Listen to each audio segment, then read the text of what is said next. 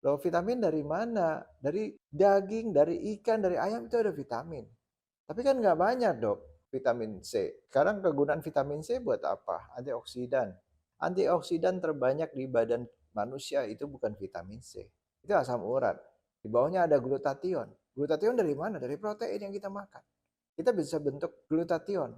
Makan ikan, makan telur, makan daging juga ada vitamin. Cuma kalau ngarepin antioksidan terbesar, kita bisa bikin. Ya asam urat. Asam urat itu antioksidan terbesar di tubuh manusia.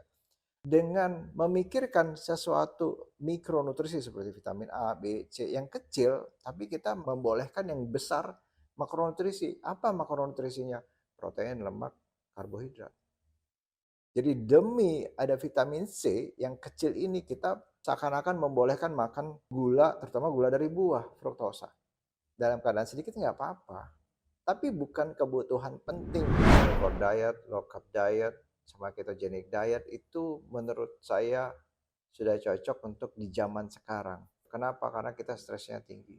Kalau Anda masih banyak olahraga, masih banyak aktivitas, masih banyak dan cukup tidur, Anda mungkin masih bisa menggunakan karbohidrat seimbang dengan protein dan lemak masih bisa. Tapi kalau kira-kira stres yang tinggi, tidur aja susah, karena pada saat stres tinggi, apalagi stres fisik dan stres psikis, pikiran dan aktivitas yang panjang, sehingga membuat Anda terus-menerus dalam keadaan stres, tubuh akan inflamasi sehingga akan membuat gula lebih banyak di dalam tubuh. Jadi kita bisa bentuk gula. Dari mana? Dari lemak kita bisa bentuk gula. Jadi bisa saja kita carnivore diet, kita low carb diet, ketogenic diet, tapi gula kita tetap tinggi kalau stres kita tinggi. Jadi manage stres itu penting sekali. Nah, selain carnivore diet juga ada ketogenic diet dan low carb diet, artinya karbohidratnya rendah, walaupun mungkin masih ada sayur, masih ada bumbu, atau masih ada buah sedikit, tapi rendah, karbohidrat rendah. Karena karbohidrat itu asalnya memang dari tumbuhan. Tumbuhan itu menyimpan energinya sebagai karbohidrat, dan hewan itu menyimpan energi sebagai protein dan lemak. Sebenarnya carnivore diet, low carb diet, ketogenic diet hampir mirip lah, hampir mirip. Tinggal berapa persen aja kita boleh menambahkan karbohidrat di dalam menu makanan kita sehari-hari. Tapi tetap utamanya itu protein hewani. Dasarnya apa? Dasarnya tadi metabolic syndrome. Sekarang sudah lebih gampang cari karbohidrat dibandingkan protein hewani dan lebih murah karbohidrat dibandingkan protein hewani. Sehingga membuat gula darah kita gampang tinggi karena selalu mengkonsumsi karbohidrat, bikin insulin kita selalu naik sehingga kita gampang gula darah tinggi. Kenapa ada carnivore diet? Karena memang kita ngelihatnya sampai sekarang ini makin lama sindrom metabolik itu makin banyak, makin naik.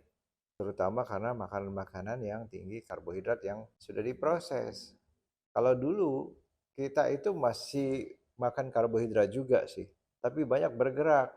Teknologi sekarang tuh membuat kita itu mau bergerak itu malas banget gitu. Apa-apa kan dengan handphone, gampang banget. Beda sama dulu, dulu kalau menelpon harus jalan ya ke tempat telepon umum. Kalau sekarang kan tinggal pegang handphone aja tinggal jalan. Makin lama kita makin stres, tubuh kita itu stres. Stresnya beda sama dulu. Kalau dulu kan stres psikis dan fisik. Jadi artinya kita berpikir juga, tapi tetap beraktivitas karena mau makan ya harus pergi kalau kita nggak masak harus pergi ke warung, harus jalan. Kalau sekarang kan dengan kecanggihan sekarang tinggal telepon datang. Saya aktivitas 2000 kalori, berarti saya harus makan 2000 kalori. Belum tentu. Belum tentu dipakai 2000 kalori itu. Saya aktivitas 2000 kalori, saya makan 1000 kalori. Kalau gitu saya kurang kalori dong. Bisa jadi yang dipakai justru nggak dari luar, dari dalam. Misalnya dari lemak ini dipakai buat kalori, tenaga. Kita mesti pertimbangkan kalau kita mau makan. Saya pengen turun berat badan. Saya mau makan nih. Berapa banyak yang saya makan? Belum tentu yang kita makan akan dirubah jadi kalori. Belum tentu. Jadi gimana caranya supaya tahu bahwa apa yang kita makan akan di metabolisme seperti yang kita mau. Di badan kita sebenarnya ada sumber energi. Kalau kita ngitung kalori, di badan kita tuh kalorinya buat apa? Kalori dari luar, kalori dari dalam. Terus di badan kita tuh punya kalori kan. Lemak di sini itu buat apa? Itu kan pengen dibakar sebenarnya. Nah, jadi itu juga dipertimbangkan. Begitu kita makan sesuatu, ini akan jadi apa di usus? Dibakar apa enggak? Atau malah dibentuk? Atau disimpan? Kayak dibakar.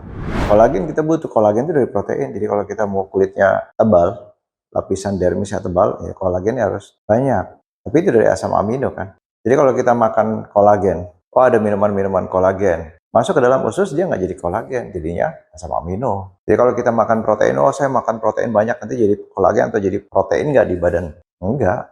Jadi masuk ke dalam usus jadi asam amino. Nanti asam amino itu sebagai makronutrisi juga di badan. Jadi karbohidrat, protein, lemak, karbohidrat jadi glukosa dari usus, protein yang kita makan, ikan, ayam, tempe, tahu, yang ada proteinnya akan jadi asam amino, yang terakhir lemak. Nah semua ini masuk metabolisme di badan. Mau diapain?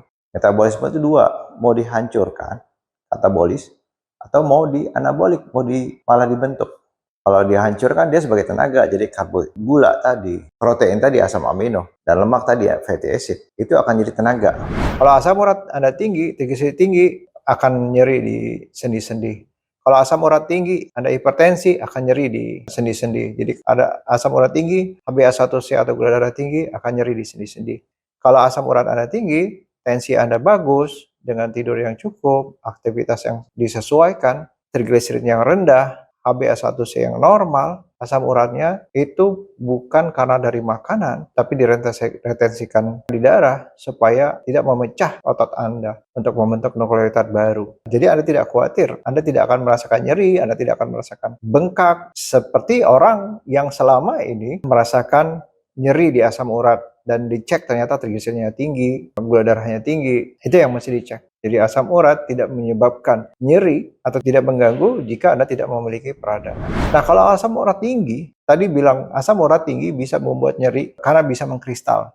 Kenapa dia bisa mengkristal asam urat? Karena dia di dalam cairan tidak terlalu gampang larut di dalam cairan asam urat itu. Sehingga kalau misalnya darah kita kental, dia akan gampang mengkristal. Jadi kalau darah kita encer, tidak mengental, tidak ada pengentalan darah, kita nggak usah takut sama asam urat, walaupun asam urat tinggi. Nah sekarang pertanyaannya, apa yang menyebabkan darah kita mengental? Jadi kalau darah kita mengental, yaitu peradangan di dalam tubuh. Jadi kita tidak boleh ada peradangan di dalam tubuh. Kalau kita ada peradangan di dalam tubuh, darah kita mengental.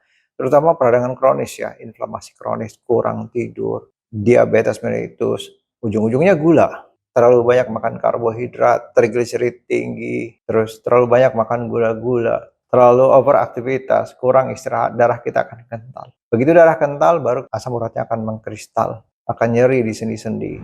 Kalau kita naikin karbohidrat, insulin kita naik, kita saving mode menyimpan.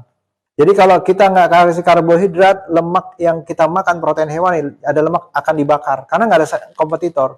Kalau ada karbo, ada nasi sama rendang, nasinya dibakar, rendangnya disimpan. Tapi kalau kita misalnya pakai ikan aja, nggak ada nasi, nggak ada saingan, itu yang akan dibakar, itu satu. Yang kedua, berapa banyak yang kita makan? Apakah intermittent fasting? Itu yang kedua, intermittent fasting apa enggak? Yang ketiga, berapa banyak kita memecah lemak? Apakah kita pancing epinefrin naik, hormon sensitif lipase? Artinya aktivitas olahraga. Jadi yang pertama dulu, karbohidrat rendah dulu, itu dulu yang pertama. Yang kedua, intermittent fasting. Kalau saya nggak sarankan intermittent fasting langsung.